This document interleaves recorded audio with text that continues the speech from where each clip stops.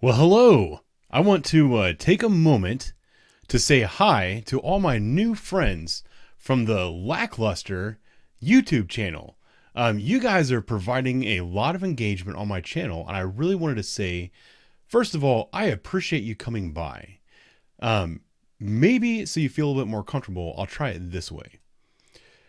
Hello, and welcome to the Thoughts of a Patrol Officer YouTube channel.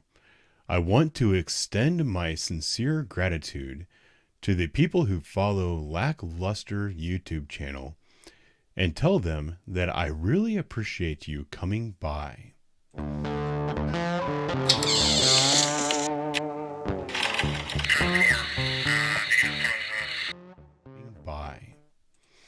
So now that that's out of the way, y'all came by and you have a lot of questions about this one particular video. And the funny thing is, you don't have a lot of questions. It's a lot of you that have the same question. And the reason that so many people have the same question, well, there's a couple reasons. One reason is because y'all kind of share a brain, and that's evident. The other reason is because you just got done watching a video of somebody that you really, really like, and he told you a lot of things. The problem is he didn't tell the truth when he posted that video. And what I would like to do is I'm going to go through the video, and I've wrote down some of the comments that I like, and I'm going to try to check them off as I go. The first one is cop-splaining.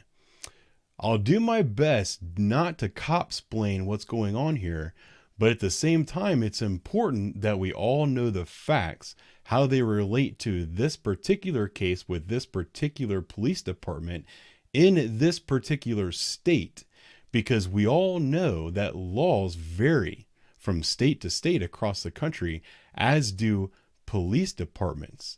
And the overwhelming thing that I want to convey while making this video is that this arrest, and it was an arrest, was made by the book, by officers with a tremendous amount of integrity.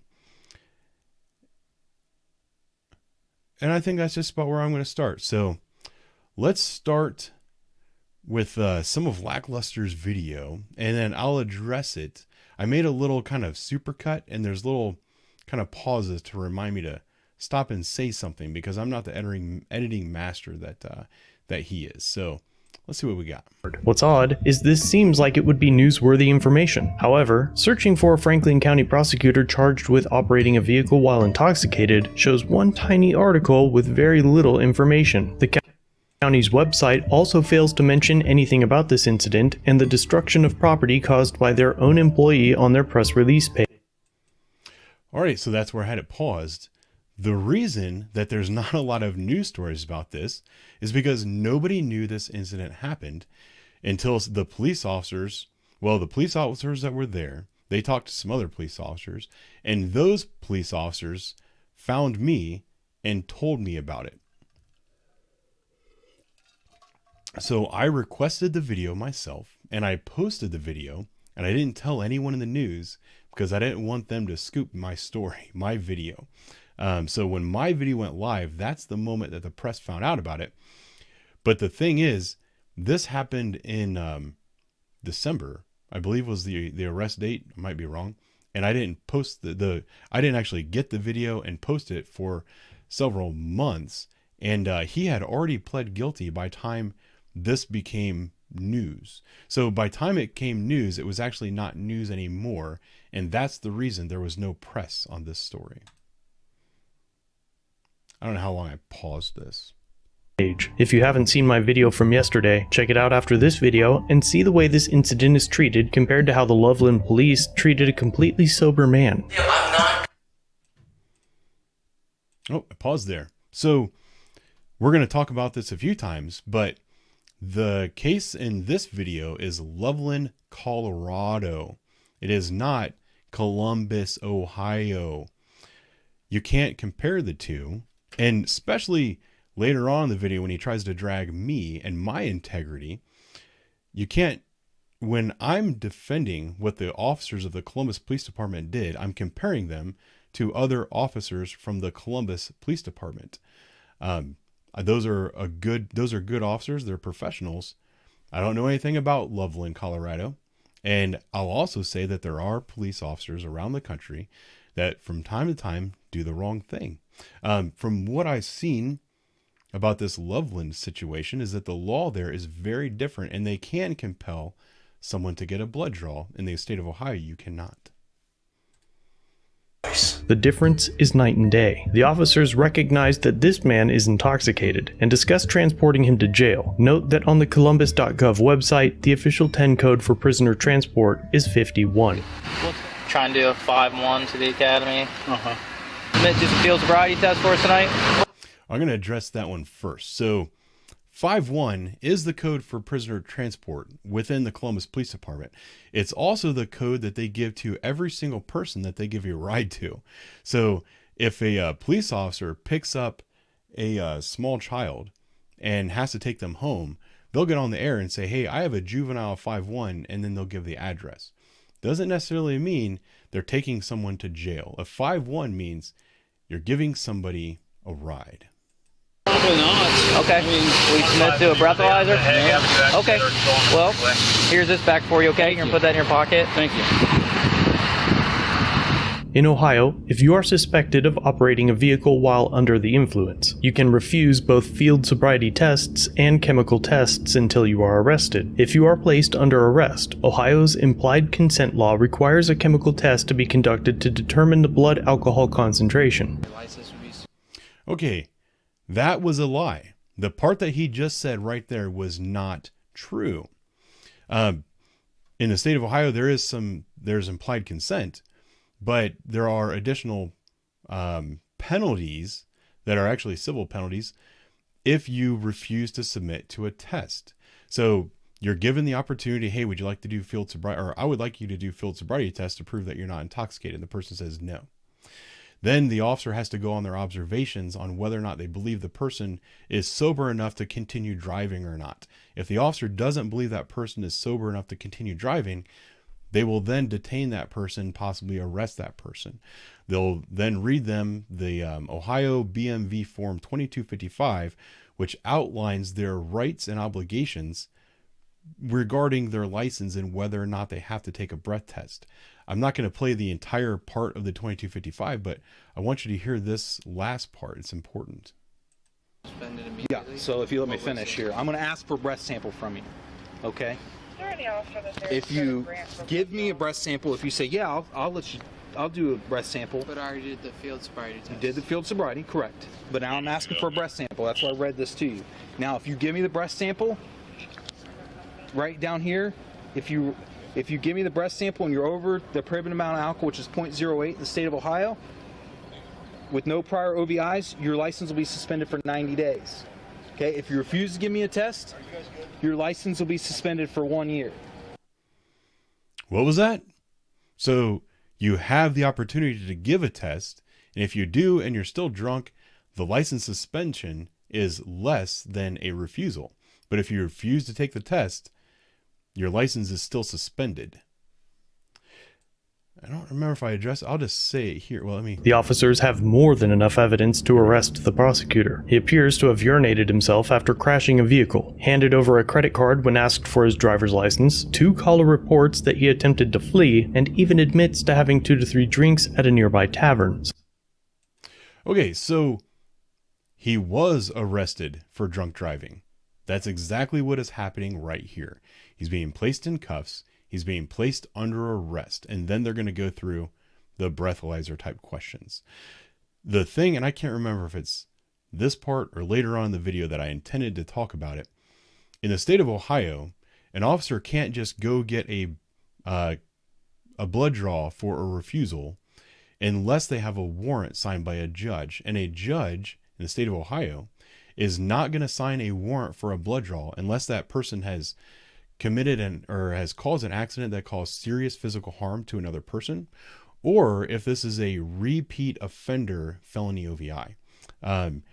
If it's basically, there might be some other exceptions, but for the most part, if you don't have that criteria met, you're not going to get a warrant for a blood draw. And that's the way it is in the state of Ohio, which is not Loveland, Colorado, for those of you who continue to be confused about this. Okay. After agreeing to sign a license suspension and citation, Prosecutor Cable is uncuffed. Yes. Soon after signing his citation, the prosecutor's son arrives to pick him up from the scene. All right. Well, I appreciate you coming and getting your dad. No problem, man. Sir. No, it's okay. Yes, sir. Fine. Cable. Yep. I'm getting in the car. Thanks. All right. Hey. See you, fellas. Have a good. safe rest of your night. Okay. You good. All right. Thanks, sir. Have a good one. You too. End of contact. The prosecutor never asked for special privileges, but he certainly received preferential treatment from these officers. Some claim they didn't do anything wrong because they actually recorded the incident instead of turning off the body cam and letting him go completely. For example, his basic argument sounds as though he's saying that the cops didn't do bad because they could have done much worse. God, that's a horrible picture. I'm sorry that you have to look at it. Just because it's so bad, I'm going to make it bigger. Man, I'm going to have to go back here. What was the last part that he said? Let's play that again. The prosecutor never asked for special privileges, but he certainly received preferential treatment from these officers. Okay, so the prosecutor in this case was placed under arrest, and he was released with a summons where he had to appeal, or it's a summons to appear in court. The charges that he received that night were failure to control and an OVI. The officers were not able to compel any more tests because he didn't have any prior OVIs, and he did not cause serious physical harm to another person. We can't do things based on potential to cause harm. We can only do things on the harm that was actually caused. And I would expect people who demand so much accountability of the police and of our criminal justice system to understand how that stuff works. Let me see. Oh yeah, I had some people saying, why wasn't he charged with the damage to property? Because when you're driving your car and you fail to control your car and you crash into something, the fail to control is the charge you get for damaging that property. They weren't withholding charges. Now I'll also address, and he's going to touch on it here in a minute, but why they let him go. This was a misdemeanor offense. Ooh, I also saw people saying that a hit skip accident is a felony. It is not a felony. If you commit a hit skip and you damage property and you're not damaging people, it's a misdemeanor. So every charge that this guy had or could have potentially had is a misdemeanor charge. If you slate somebody on those charges, there's no bond. So all you're doing is you're making it harder for yourself. So officers, at least in Columbus, Ohio, are not very likely to take people to jail on OVIs because they get released immediately. So it's a lot easier just to do the hand paperwork that you have to do, your 2255, your alcohol influence form, your traffic ticket, your impound slip if you have an impound. Do that at scene, give your driver his ticket and let him go, and then you can go back to the sub and type out your narrative, which is generally a pretty long report. And then you can look at your body camera and you can add things that you saw during the interaction into the report and all that kind of stuff. So I wanted to touch on that. Some claim they didn't do anything wrong because they actually recorded the incident instead of turning off the body cam and letting him go completely. For example, his basic argument sounds... Yeah, so that was the part I wanted to pause. So I didn't say that they didn't do anything wrong because they could have done so much more. What I said was these officers did this by the book. They showed up, they had their cameras on, they saw a guy, they took care of the situation, even knowing full well the position that he held. And I'll also say that if you're a police officer and you interact with an attorney, you know, a lot of times when you're interacting with somebody and you're starting to ask them things that you're trying to make them incriminate themselves, you know, you're asking them a lot of questions and you're kind of pushing, you're doing that under the assumption that they don't really understand the law as well as you do, and that you're trying to get them to do more. When you're dealing with an attorney, you already know that if they give you an answer, that's going to be the answer. So when he refused to do tests, he wasn't going to do tests, you know, all that kind of stuff. But they did this by the book. And when I brought up those other things, I was saying, look, these are all things that are evidence of corruption. None of those things exist. These guys, they did their job. You know, this was hard. You've got a guy that you kind of work with as a police officer, and you have to charge him with a crime. And you know that if that hits the news, that could be a potential career ender, which it appears that a lot of people want. A lot of people think that this guy's career should be over. He's put away a lot of really bad people. He's put away a lot of murderers and rapists and stuff like that. He's a good guy. He made a mistake. He had a bad night. These officers knew the gravity of that, and they still did their job. I think that's commendable, and it should be recognized. Sounds as though he's saying that the cops didn't do bad because they could have done much worse. That's not what I said. He then shows various incidents in which people were treated similarly to the prosecutor. Oh yeah. So there may be rare incidents that you could cherry. Oh, he talks about there might be rare incidents that you can cherry pick.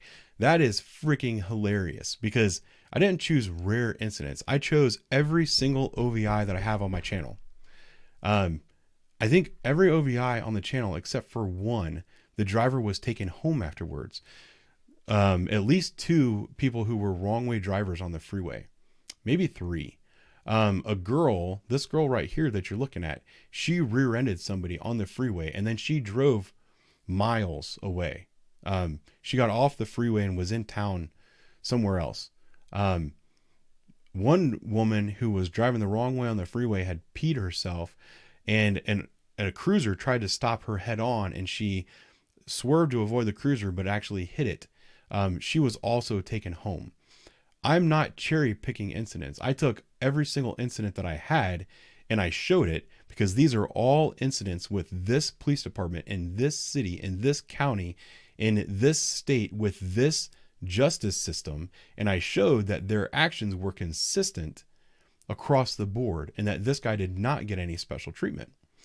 And what the Lackluster guy, who's nameless and faceless, what he said was that I was cherry picking incidents, while he keeps bringing up this stupid case from Loveland, Colorado, that's not an Ohio case. And it's cherry picking. It's one case that you just keep bringing up over and over and over again. That are somewhat similar.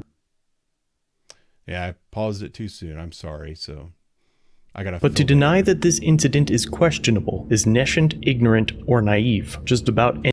Nescient, ignorant, or naive. You, sir, have a vocabulary. I am very proud of you for being able to say those words. Any other person would be transported and held after refusing to test, and a warrant for urine or a blood draw would be obtained with the... See, I covered this earlier, but I'll say it again. He wasn't taken to jail because there's no point in taking someone to jail for a misdemeanor alcohol offense like that. They're not going to be held. They're going to be giving a no bond, and they're going to be released immediately. They won't even be dressed out. The other part is the warrant. You cannot just go get a warrant for a blood draw in this case. I already covered that. He didn't injure anybody, and he doesn't have prior OVIs. No judge is going to sign a warrant for that. That's what we know. That's how police officers are trained in Ohio. So you're ignorant. You don't know what you're talking about. Mountains of evidence they could have, but didn't record. This next part is fun. Oh, come on. The entire narrative in the incident. So this is not the entire narrative in the incident report. This is page 1 of the admin page of a, what do they call it? Of a case folder. That page is intentionally left incredibly sparse, because officers use the same format regardless of what kind of report they're taking for the admin page.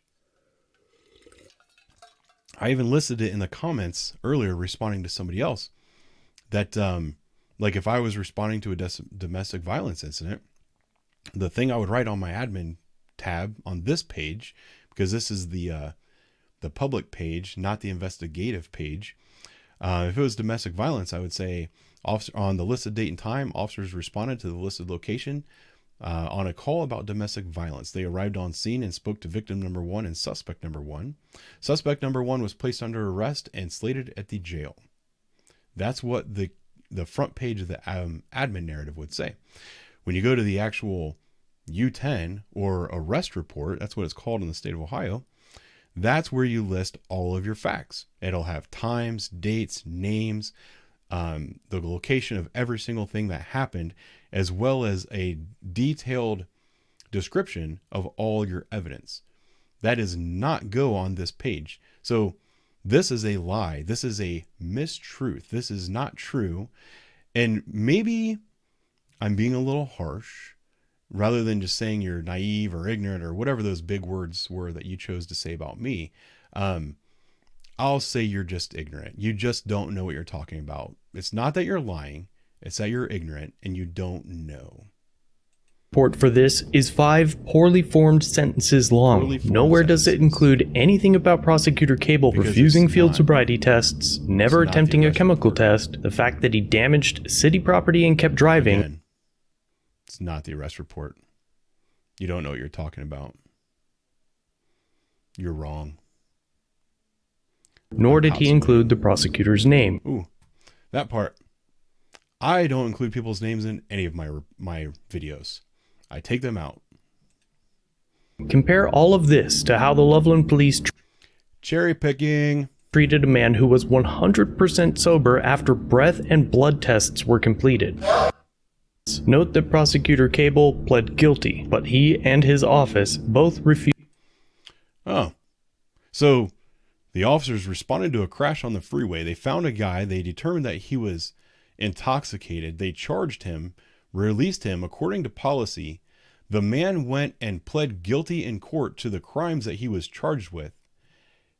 And we're still being told that this is blatant favoritism. I've mentioned to a few people that it's not a case of corruption. It's a case of people being ignorant to the facts of the matter and misrepresenting what's going on. It's unfortunate that people like the Lackluster YouTube channel do this sort of thing, and then I have to deal with brigades of people who are coming to my page and slandering me. I'm an honest and a moral guy. I don't do the things that I'm being accused of doing. I did not do the things that I was accused of doing. But regardless of all those facts, I want to thank you all for coming to my channel. Thank you for commenting on the videos. It really helps the channel out. Y'all have a fantastic day.